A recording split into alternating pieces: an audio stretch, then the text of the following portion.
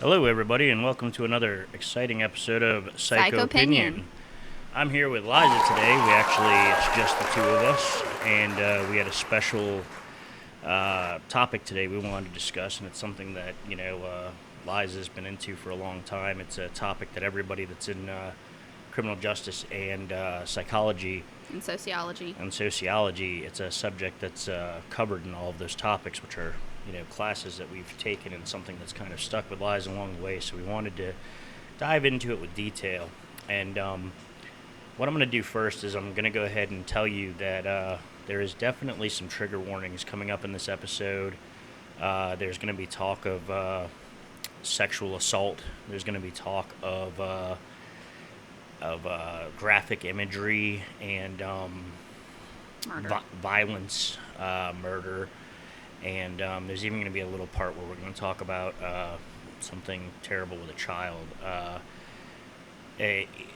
Just overall, be cautious because there are some trigger warnings here.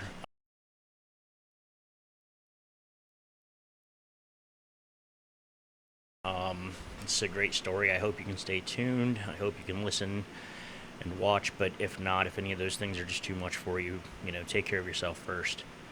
Yeah. But today, what we are discussing is the bystander effect. And I'm going to go ahead and define a couple things here for you to understand the bystander effect, and I'm going to give you some examples, and then we're going to get into what kicked this whole thing off here. So the bystander effect is the inhibiting influence of the presence of others on a person's willingness to help someone in need. Research has shown that even in an emergency, a bystander is less likely to extend help when he or she is in the real or imagined presence of others than when he or she is alone. With that, a very, very close term that comes to mind with this and is a part of this is diffusion of responsibility, which is a phenomenon that occurs in groups of people above a critical size where responsibility is not explicitly assigned to us, so we tend to regard it as not our problem or belonging to somebody else. So, what we're talking about here is we're talking about instances where things happen, typically in public, typically around other people, and people watch, and stories that are happening more currently. People are even taking videos with their phones, and people are witnesses to these terrible acts, and nobody does anything, either assuming that somebody else will or assuming that it's somebody else's problem. Um, and this can lead to very sad things. So, Yeah. what I wanted to do first is I wanted to give you some examples that I found that also are more current examples, and then we're going to get into the history of the bystander effect. Um, I'm going to be including some pictures and videos here, and some of the imagery may be a little difficult to see, so just keep that in mind, please. Um, but one example, and this isn't necessarily a group example of the bystander effect, but it is a very strong example of the bystander effect, and that's that Kevin Carter, who's a South African photographer, in March of '93, he was trying to film the perfect picture of this girl. And I'm sure we've all seen this girl. We've all seen this picture. It's a very famous picture. But it's a little girl. She's a toddler age, and she is a little starving African girl. And she's just skin and bones, poor thing. And he was trying to represent the brutality and suffering of sub-Saharan people. And there's this little girl, and she's starving, and there's a vulture following her. And he wants the perfect picture, and he's waiting for a picture where the vulture actually opens his wings, and it didn't happen. So he clipped the picture after 20 minutes of watching this little girl trying to crawl to whomever, probably for comfort or food. And later on, after he had taken the picture, people asked, well, why didn't you help that little girl? And he said that he didn't want to get involved. And that's one example of the bystander effect. It involves one person, but it's that exact mentality of I didn't want to get involved. Yeah. He was there taking a picture. I guess he felt like he was just there to photograph things and to capture images, and that he didn't want to get involved with what was going on. But I mean, the humanity, it's hard to think of that. Yeah. Another more recent example, September 17th, 2019. I'm sure a lot of people have heard about this. This was big in the news, but Cassine Morris, a 16-year-old boy, he was asked to the mall by friends, and he went to the mall and he was attacked by a group of boys and he was stabbed and beaten, and this was in broad daylight. Multiple people got videos of this incident. Multiple people posted videos of this incident online, and he died that night. The night that he was beaten and stabbed, he died that night. And all these videos were posted. All these people saw this happen, and nobody did anything to stop it, which is another key example of bystander effect and diffusion of responsibility. I also have a note here, and I didn't look too deeply into this because I didn't want to go too deep into examples. I just wanted to give a few so that we could get into the actual history of the bystander effect, which is what this show is essentially about. Another example, in 2017, there was a sexual assault of a teenage girl. She was assaulted by a group of men, and this video was online, live feed, and there was 40 views, and not a single person called the police. That story's out there if you want to look more into that. Like I said, I was kind of not going too into detail here because I wanted to get to what the story is really about today, but I wanted to give you a good picture first and a really good understanding of what the bystander effect is and what the diffusion of responsibility is.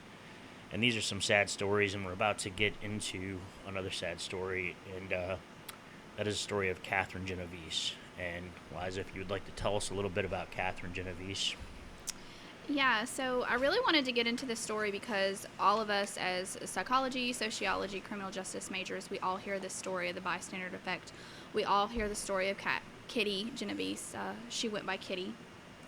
And we're going to go ahead and call her Kitty Yeah. for the rest of this show. That was her preferred name. That's what everybody called her, and we're going to call her that. So I kind of just wanted to get into her story and what really happened and kind of go over the specifics of the case. And so a few things I do want to mention. I got my sources from Kitty Genovese, a true account of public murder and its private consequences by Catherine Pellinoro. I am Southern, so I am going to butcher these names. She has a terrible time pronouncing names. Just bear with her. I'm really sorry.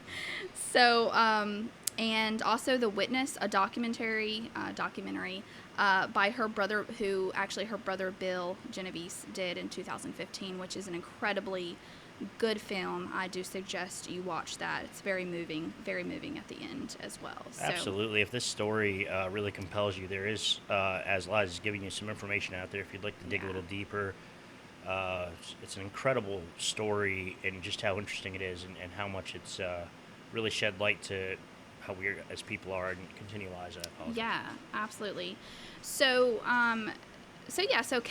Catherine Susan Genovese, Kitty, we're calling her Kitty, was born in July 7th, 1935 in Brooklyn, New York. Her parents were Rachel and Vincent Genovese. She was named after her paternal grandmother because her family was Italian, and that was tradition in Italian families. They were also Catholic. She was the oldest of 5. Her oldest brother was Vincent Jr., Bill, Frank, and her sister Susan. Kitty was close to her siblings and her mother. She would, I'm going to get here in a minute, the family did, in 1954, they moved from New York to New Haven, Connecticut with their 4 other children, but Kitty remained in New York. But she was very, very close to her siblings. She would come see them often at their house. Bill often remembers that she would stay and talk to them late into the night and hang out with them. And they just all really loved Kitty a lot. And she was very close to her mother, Rachel. So it sounds like she had a great childhood, good family. Yeah, absolutely. Very supportive. Everything we want to see, everything that's living the dream right there. Yeah. So the reason why Kitty did not move to Connecticut was because she was briefly married to an Army lieutenant. There's not much known about that marriage. It was annulled, and it's very vague on why they annulled the marriage. So in high school, Kitty, her friend Elsa remembers Kitty was very popular. She was funny. She was the head of the pack, so you were kind of lucky to be kind of a part of Kitty's group. She would mimic the teachers and do like a French accent, and she liked to call people kid. There's stories about how the hall monitors would tell her to settle down, and she'd be like, "Okay, kid." She was looking at you, kid. Yeah, like she was just had that cute, like fun personality.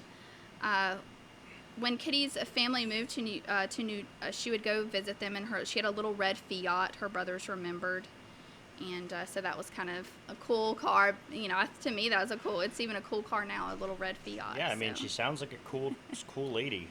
Yeah. And she was actually a bar manager at Ebb's 11th Hour. She worked from 8 a.m. to 6 p.m., the 8 a.m. to 6 p.m. shift. Her friend describes her as one of the guys. She didn't have a boyfriend. She didn't say she needed a man because she made just as much money as a man. And Kitty actually was a lesbian. So in honor of Pride Month, it is June. It probably won't be June anymore, but it is Pride Month. So that's really kind of awesome about her. She actually lived with her girlfriend, Marianne Zalanko. Okay. And Bill actually in the documentary... Well, maybe that's why the marriage didn't last too long. Probably. I mean, it kind of makes sense if obviously she kind of wasn't into that situation. Yeah, and her ex-husband probably wanted to kind of keep that quiet, and he probably, hopefully, respected that. And this was in '64, and I just want to say I think that makes sense because I've heard so many stories, and it's terrible that so many people have, like, it's like people try to conform because that's what society dictated, and of course back then being gay was totally it was a terrible thing, you know, seen by a lot of people as a terrible thing. It wasn't a terrible thing. It was seen by people as a terrible thing. And it was hard to do. And a lot of people did get married, and a lot of people did have families even, and then kind of were able to come out later on, you know, with how they really felt and their actual orientation, which is great. And, you know, that's probably what happened there. I'd imagine it being in the 60s. Yeah. So, and in the documentary, Bill actually talks to Marianne, and she talks that she was very much in love with Kitty, and but they were very private, and they were together about a year, and they lived in their apartment together. Awesome. So friends describe her as a good friend. She let one of her friends, Louise, stay with her and Marianne until she got back on her feet, and she even gave her a job at the bar that she worked at, that Kitty worked at. She gave Louise a job, and one friend even remembers that she would often slip him money because he was in need and stuff like that. So sounds like a very generous person. Yeah. Kind of a cool, interesting fact about Kitty is that Kitty was actually arrested for booking horses. It's just she was kind of the middleman for bookies, and she would get the money. And and the famous picture of her is actually her mugshot, and her brother Bill describes. I'll be including pictures in this video, so you'll be able to see that picture. Yeah, so she's kind of a badass. She takes a good mugshot too. Yeah. She's a very pretty girl. She was a badass, and she was really cool. So now we're kind of going to get into the night of the murder. So the night of the murder, it was actually so I'm going to describe the Thursday night before, and the murder actually happened on Friday, March 13th in the early morning hours. Okay. So on Thursday, March 12th, she met a friend named Jack Timmons at Ebb's 11th Hour. That was the bar that she was the manager of. They met here about 6 p.m. They went to his brother's Teddy's around 7 and left Teddy's brother's house, or Jack's brother's Teddy. Jack's brother Teddy. Yes. His house. Yeah, they went to his house. I got there about 7, left Teddy's house around 12, then they went to a bar in Brooklyn, had about 3 drinks, and then Jack dropped Kitty off around 2 a.m. at Ebb's 11th Hour where she worked. Okay, and this is Thursday night. This was Thursday night into Friday morning. Friday morning. So we're talking about 2 a.m. Friday morning. Yes. Okay. And so Jack, so I'm just going to kind of go into this. Jack was actually cleared by police because after he dropped Kitty off at 2 a.m., he went to a woman's house and stayed there until about 4:45, which the woman later confirmed as well. Okay. So Kitty was in the bar, and she was kind of debating on whether to go home, or she was originally supposed to spend the night with her friend Betsy Thompson, who lived up at the top of the bar, who was a bar patron. Lived at the top of Ed's 11th Hour. Ebb's 11th, yes. Okay. So she kind of lived up in the apartments above. Okay. So Kitty actually decided to go home at this point. So Kitty left the bar around 3 a.m., And so she got into her little red Fiat. The bar was on Jamaica Avenue. And so I do have a map of the crime scene. And I'll be putting up a map also so that you can kind of stay along as Liza explains how all of this happened. I'll have a map up there so you can kind of follow along. Yeah. So on Friday, March 13th, 1964, Kitty got into her little red Fiat on Jamaica Avenue about 3 a.m.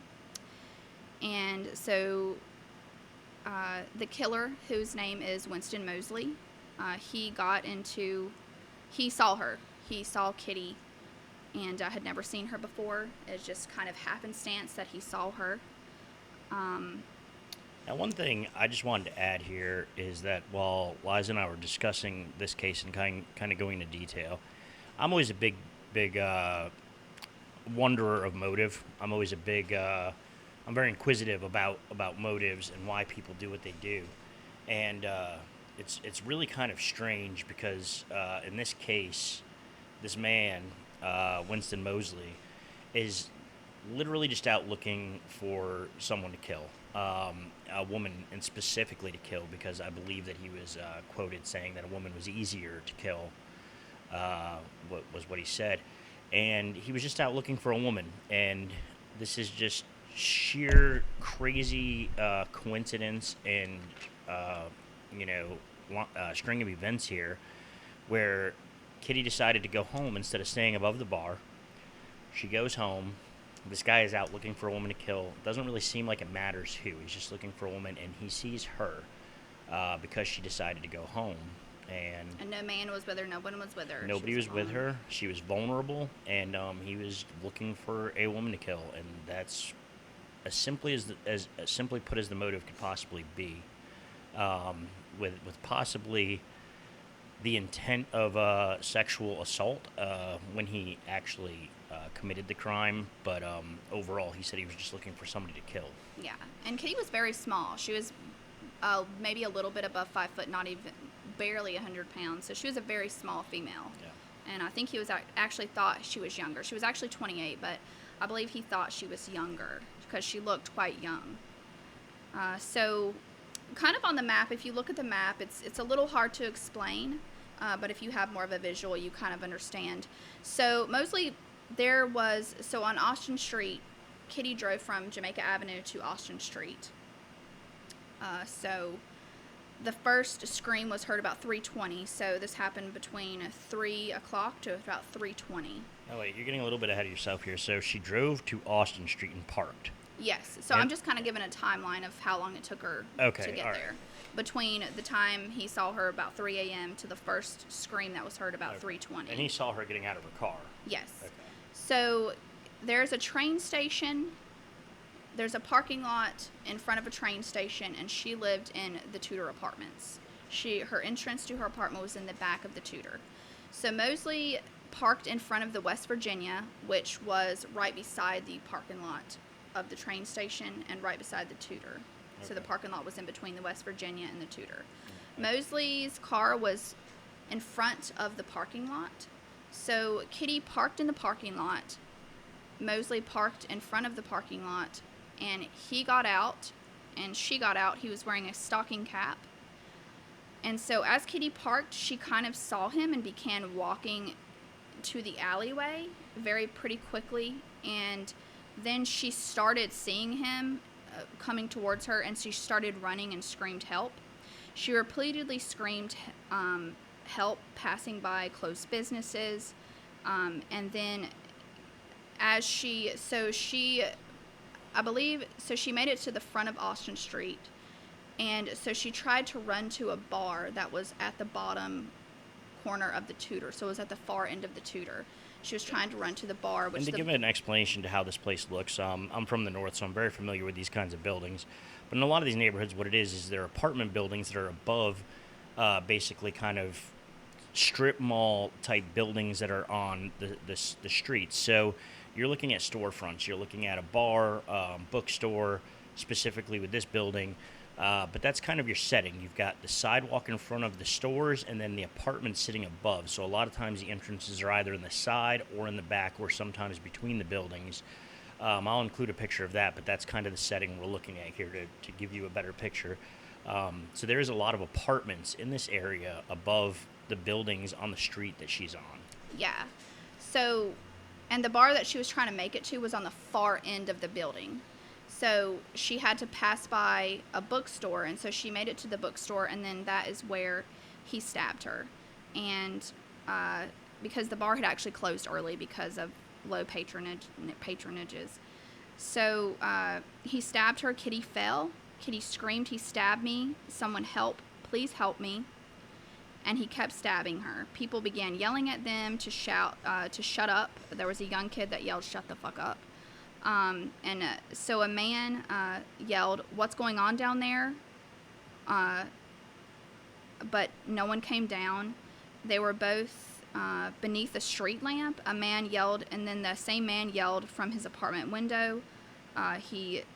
And then Kitty started to cry. The man, Mosley, actually ran away and gotten back into his car and drove off. But no one came out. People even watched her struggle up, and she was obviously hurt trying to get up. They saw her finally get up and struggle. So she came back. So she started going back towards the apartment and behind the tutor. So this was about 7 minutes. And so she made it to one of the doors in the back entrance of the apartment. Kitty lived in the far back corner of the apartment, so she knew that she couldn't make it there. So she actually knew a man named Carl Ross, and she was trying to make it to his apartment because his apartment was at the back of the apartment that was closest to the parking lot, if that makes sense. So she was the furthest from the parking lot. He was the closest to the parking lot. Yes. So Kitty was in the apartment foyer, which is like the entrance to his apartment, because she couldn't make it to her own. So then she screamed up to Carl. She said, but Carl didn't open his door. She was like, "Carl, it's me, Kitty." He obviously heard Kitty, and there's a little bit of vagueness.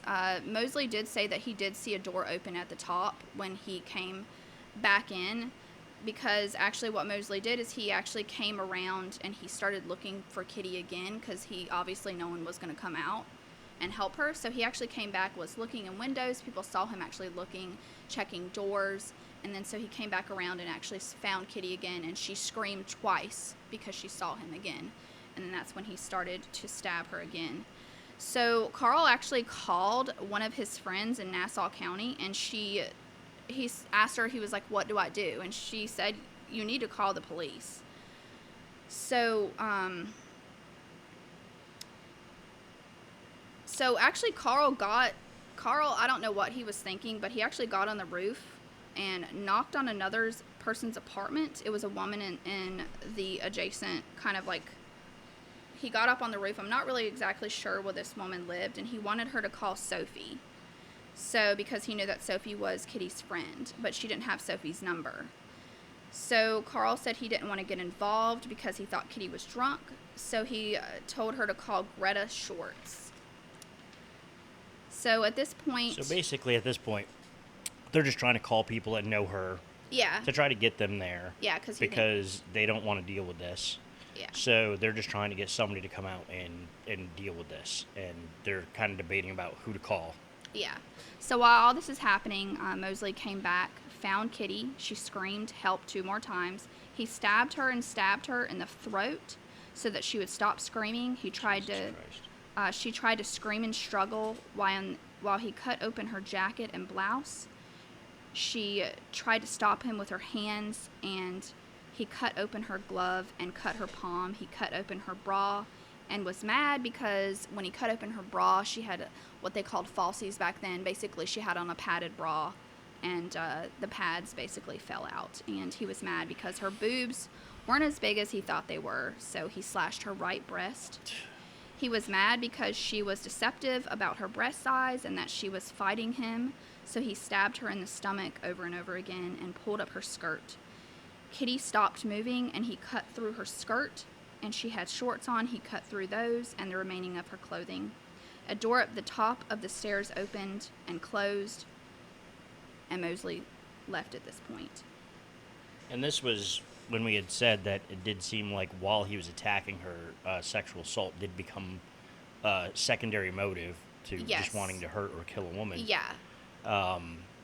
And I thought when we were talking about this, it had said that, even though the hell this woman's already going through, luckily enough, he was unable to actually get Have an hard. erection, yeah. So luckily Or enough, she wasn't actually sexually assaulted. But they did say that they found semen, I believe. well, no, well, in his testimony, he said that he ejaculated on her, but he was remained soft, which is so he was not able to actually rape her. So it was more of an attempted rape. So at this point, Greta Schwartz, which was, I believe from what I've seen, she was kind of like Carl's neighbor, and he was able to call Greta Schwartz, Carl, and tell her that Kitty was hurt, and he wanted Sophie to come check on her. Greta had heard nothing, and she was actually awoken by Carl calling her, so she put on her robe and walked down towards Carl's apartment. Greta reached the door, but it only opened a few inches. She went to find Kitty laying there. Greta thought Kitty had fallen, and she bent down to fix Kitty's skirt because her skirt was obviously open. It was very dark in this Stairwell. hallway. And so when she went to pick up her skirt, she realized that Kitty had been stabbed, and so she ran to get Sophie. Sophie Farrar and her husband were awakened by the screams, but they looked out the window but couldn't see anything, and she didn't hear anything, and she didn't hear any more screams. And then after that, she was just awoken by Greta Schwartz. Sophie was Kitty's direct neighbor, and she was also Kitty's friend. Her and Kitty were very close, and they talked a lot throughout the year that she had lived in the Tudor apartment adjacent from Sophie and her family. Sophie was a young mother with a husband. She thought it was weird that Kitty was in the opposite end of the building, but she just thought she had gone to see Carl and figured she had been visiting with him. So Sophie was not really aware of anything that was happening, and Sophie was what I'm about to talk about. Kitty's family did not know that Sophie was with her after the attack and as she was passing away. So I think Sophie Farrar is very important to mention, and her story is very important to mention, and to know that Sophie was not a bystander. Her friend was in need, and she actually did act. So Sophie came in, she could barely get into the door, and so she had to push open the door. At some point, I believe, in the documentary, it talks about her fingerprints were on the wall because she slipped in Kitty's blood, and her fingerprints were actually on the wall. So she cradled Kitty in her arms and asked her what happened. Kitty was acting like she was still trying to fight off her attacker until Sophie told her she said, "It's me, Sophie," and Kitty relaxed. Then at that point, she realized that Kitty's throat was slashed. Sophie tried to comfort Kitty and also realized she didn't know if the killer was going to return or not. So Sophie was actually with Kitty right before she passed. Kitty passed away in the ambulance, but she was there to comfort Kitty and talk to her and let her know that she was there. So at finally, the asswipe of the year, Carl Ross, finally opened his window, and Sophie told him he needed to call the police. So he finally called the police. So the first screams were heard at 3:20. So at 3:50 a.m., the 102 precinct received the call. Peter Volber got the call at 3:52 a.m. He reported an assault and that he needed an ambulance. Detective Mitchell Sang was called, and Volber told him, Peter Volber told him it might be a homicide because he had seen so many homicides, and he realized what was going to happen. So he said he thought it looked like a sexual assault because he saw her falsies and her sanitary napkin on the floor beside her. Kitty was still alive. Sophie remained with Kitty until the ambulance arrived. And so the ambulances in 1964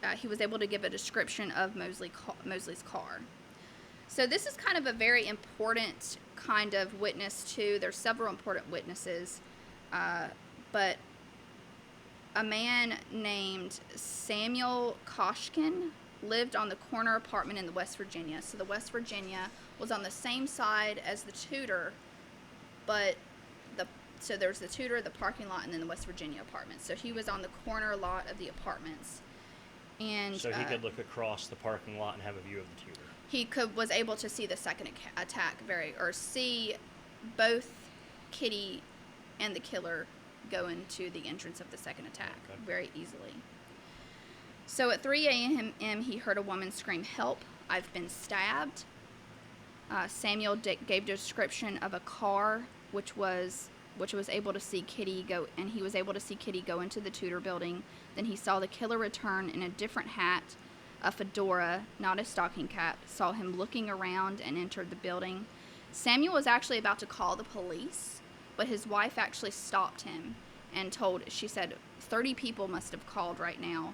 And so he started to put on his coat, and then his wife stopped him again. She said she had been stabbed, so he knew that the man had a weapon on him. So she stopped him and said, basically, and that was the end of that. She said what, basically? So basically the end of that was that that was all they did. They didn't do anything else after that. She told him not to go out there because he had a weapon. Yes. Okay. And so he didn't go out there, and he didn't call the police. And she, as Kitty was also, because she had heard her scream, "I've been stabbed, and please help me, I'm dying." Michael Hoffman, who was 15 at the time, he was the kid that said, "Shut the fuck up." So his window was directly across the street from the bookstore, so he was in the Mowbray Apartments. He was awakened by yelling. He saw a person on the ground and a man standing over them. He thought it was a fight. He yelled to them, "Shut the fuck up." Yeah. He saw the man run away. Then the person, he thought it was so he didn't know, he just saw it was a person. So then he realized it was a female. He heard the female crying or moaning. His dad woke up and saw Kitty walk around the corner, and he heard her like moaning sounds, is what he said. So then his father actually called the police. They looked out the window, but they didn't see anything. So they would not have been able to see around the corner of the Tudor because they were in the Mowbray across the street. And then Michael looked out the window, but he didn't see anything. He said to his father, his father told the police everything they had saw. They looked out the window to see when the police and ambulance arrived, but they actually fell asleep waiting for the ambulance to arrive. And in the morning, his dad woke him up when they saw all the police activity and the ambulance and all that kind of stuff. And his dad told the police that if they had come when they had called, she probably would have still been alive. So, and then the testimony of Irene Frost was given. So also in the documentary, Irene Frost? Irene Frost was the woman that heard her scream and thought it was a drunken brawl. Okay. At 3, she was the one that gave the 320. And you had said that the across the street at the Mowbray. Did you go into detail about the witness in the elevator? Yeah. So I'm gonna get to him in just a minute. Okay. He's probably the most interesting witness. Okay, I thought you were leading to that earlier. Yeah, so, well, I was going to get to the witnesses in the actual documentary. So, a woman named Lynn Tolston, she was on this, she said she heard a scream, but she did not see anything, so she went back to sleep. That was it. But later, her mother was reporting hearing George. She was reported hearing, "George, he's done it to me twice and help me." But her mother was actually asleep at the time. So the reporters that reported that had reported that that was false. Hattie Grund, she said she saw a woman and a man, and the woman screaming help. She called the police. She actually said she called the police, and the police said that they had already gotten a call. So in the original, so the famous article was the original New York Times article, and they gave the 38 witnesses, and Sophie was never mentioned in the original article. However, she did testify in the hearing. But many people also thought it was just a drunken brawl, so they just didn't call the police. So the most kind of interesting witness was a man named Joseph Fink, and he was the night elevator. It kind of took police a little while to get this out of him because I think more than likely he was ashamed because he saw the entire thing. He said, so the Mowbray, he saw it through the courtyard. He claimed he saw the first attack, and then he went down to the basement and went to sleep. But he was able to give he was able to give the best description. Most accurate description. The most accurate description. And he actually saw the knife. He knew that she had been stabbed, and he saw everything basically and did nothing. He went down to sleep. So Kitty's father was actually, Bill was 16 at the time. Kitty's family was notified. Rachel had to be sedated. Kitty's father. You just said Kitty's father, and then you said Bill was 16. Sorry. Bill is her brother, who Yes. was 16. Sorry. Kitty's father was the one that had to identify the body. Okay. But he couldn't identify the body, so it had to be a blood relative or, like a husband or spouse. So Kitty's uncle actually had to identify her body because her father could not. Her father, Vincent, could not identify the body. Mary Ann actually went down to identify the body, and she did. And she was kind of so grief-stricken that when they went to take her home from identifying the body, she said she was going to wait for Kitty, which is so sad because she had so much grief. And Mary Ann was the girlfriend. The girlfriend, yeah. So Kitty's There's a lot of names and a lot of people involved in this. That's why I keep kind of making sure that we clarify who's who, because it's a hard story to keep up with, and by no means are we trying to confuse things. Yeah. I think Liza mentioning all of these people and what they said, it can get a little confusing to listen to. But the main point that we're trying to get here, and the main takeaway from this, is that there was so many people that had witnessed this, that the entire story was put together by multiple people that had witnessed this, either hearing it or actually visually seeing it. And that's what she's getting at here, is that there's just so many witnesses, 38 in total, when it was all said and done. There was probably more because there were so many windows, and those are just the witnesses that came forward. So I'm going to kind of go into Kitty's wounds as well. She had 13 stab wounds, 4 on her back, which was the first initial attack, and 9 on the front of her body, from her inner thigh to cuts on her hands and fingers. And there was a cut on her right hand from her palm to kind of her wrist. The wounds on the hands would be the defensive wounds. Yes, and the wounds on her back made her chest cavity fill with air.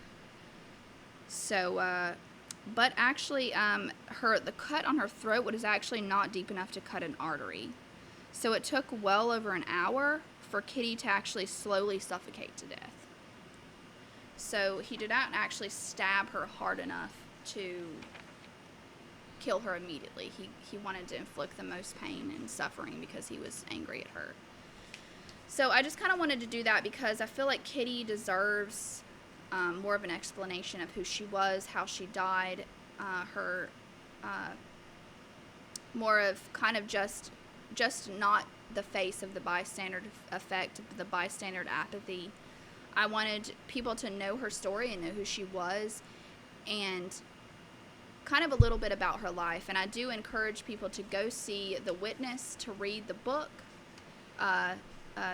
Kitty Genovese, a true story account by Catherine Pellinero. I really encourage you to kind of read that book or even listen to the audio book, because kind of to get to know a little bit more about her and her story.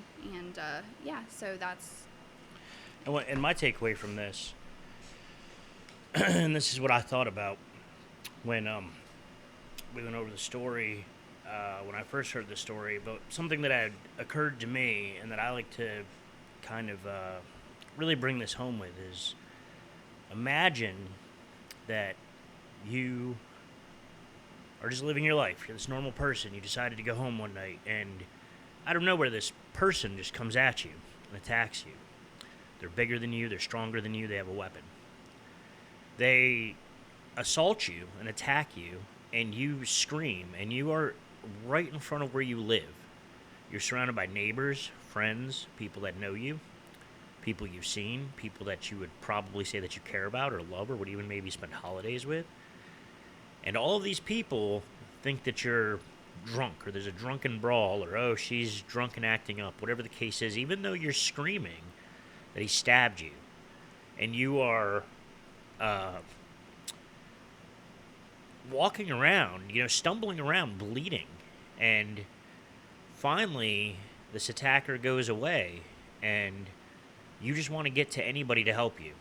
So you walk around the building and you go to another place of another friend by their apartment, and their reaction is to try to find somebody else to deal with you because they don't want to deal with you because they think you're drunk, even though multiple people have clearly heard you say that you've been stabbed and that somebody's attacking you and you're bleeding. And this person comes and finds you again and starts stabbing you and slits your throat. And nobody helps you. And just imagine that happening. 38 people came forward and had something to say. There's probably 40-something, 50-something total that saw, heard, or had some kind of reaction to this while it was happening. And you're just left there to bleed to death, to die. And it's sad because imagine that you're one of these people. You could have stopped this. You could have saved this person's life. And you did nothing because you were either afraid that the man had a weapon, or because somebody else called the police, or because it wasn't your place to get involved, or because you convinced yourself that this was just some drunken fight, or whatever the case is. But you're in a crowded, populated area, and nobody did a single thing about this. And even though it's great that we have these terms and that we're building our cases in psychology and criminal justice and everything, it is absolutely 100% to me appalling that this could happen to a person and that we would allow this to happen to a person. And, thinking of the other examples that I gave in the beginning, innocent, sweet 16-year-old kid, I'm sure nobody's perfect. I'm sure everybody had their issues, and maybe people didn't like other people or whatever the case is, but that's irrelevant. But a 16-year-old kid who's got his whole life ahead of him is beaten to death in public, and people take videos of this and post it. Nobody does a thing about it. We take a picture of a toddler starving to death with a vulture chasing them to wait till they're dead to eat their body, and we don't want to get involved. So the bystander effect is essentially such a huge thing because it is the word, it is the statement, it is the definition of people not caring enough for each other.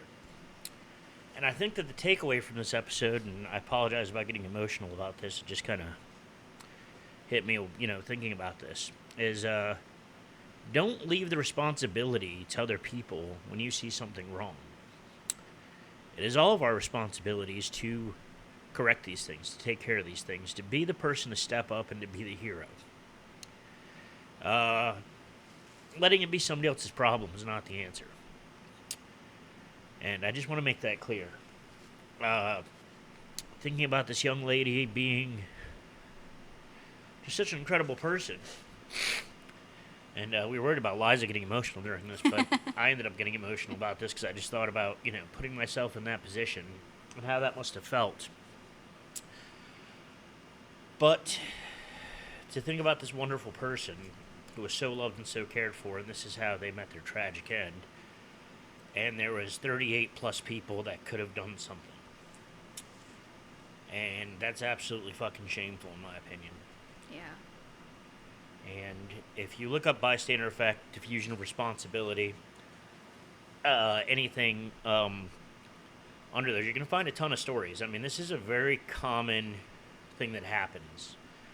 So often are people hurt, raped, assaulted, uh, child abuse, child sexual assault, just a number of things happen that people don't want to get involved. It's not their problem. Somebody else took care of it. There's a large group of us here, so how is it my responsibility?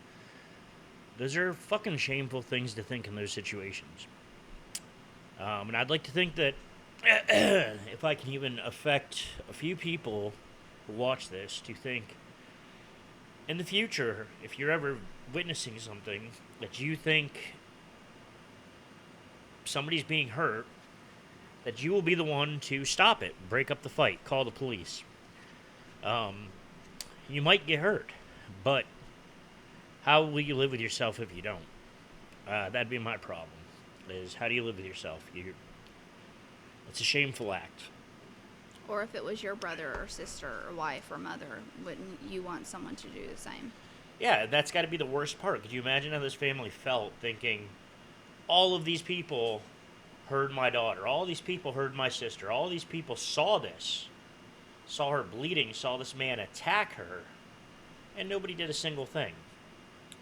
And that's why, we really should remember the victims, and I'm glad that Liza brought this topic up and that we discussed this, because the victims are the important part. And even though this girl's life probably did just amount to a story that has some definitions next to it in the textbook in your sociology or psychology or criminal justice class, the fact of the matter is that there was a person behind this, a wonderful person. And this tragic story that didn't need to happen, first of all, because the violence itself was absolutely unnecessary, but there are violent people in the world. And then nobody did anything about it. So the killer, hopefully he's rotting in hell. He did die recently. Is that correct? Yes. What was the stats on that? Do you know when or how old he was or any of that? I think it was, so the documentary was made in 2015, and Bill did try to reach out to him, but he did not. He wrote him a very weird letter. But I believe he died in 2019. Okay. So this guy died in 2019, and I've joked about this before, but who knows? Maybe it was COVID. So, that's whenever somebody dies recently, like it's probably COVID, because that's the time we're living in. We're living in the era of COVID, and such terrible shit COVID is as well. But this guy deserved the absolute worst. He probably, in my opinion, should have gotten the death penalty and should have been, I don't know, eaten slowly by sharks or some shit, because even the death penalty is too good for some of these fucking animals. So that's about it, and I hope that you weren't too confused by the story. There was a lot of moving parts. There was a lot of people. I do apologize for getting emotional, but maybe you should be emotional too. Yeah. And go learn about Kitty. She was awesome.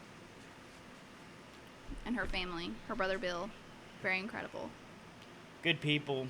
Yeah. Terrible circumstances. Awful ending to an otherwise lovely story of somebody's life. And these are just things that maybe you should look more into and kind of figure out where these things come from and put yourself in their positions so that you can understand the intensity and severity of these situations and these stories. Thank you for watching. Liza, do you have anything that you want to close on here? Or? No, just that I hope people go see watch that documentary and read the book, and just remember Kitty and stuff like that. Yeah. All right, guys, that's it then. I appreciate you watching, and please leave comments. If you have any comments on this, or if there's something that you would like to add to this, or if there's any comments or you'd like to suggest topics for the future, we're always looking for new things to talk about. I appreciate you bearing with us and following us through this emotional journey today. Yeah, thank you. Have a great day. Make sure you take care of yourselves and each other.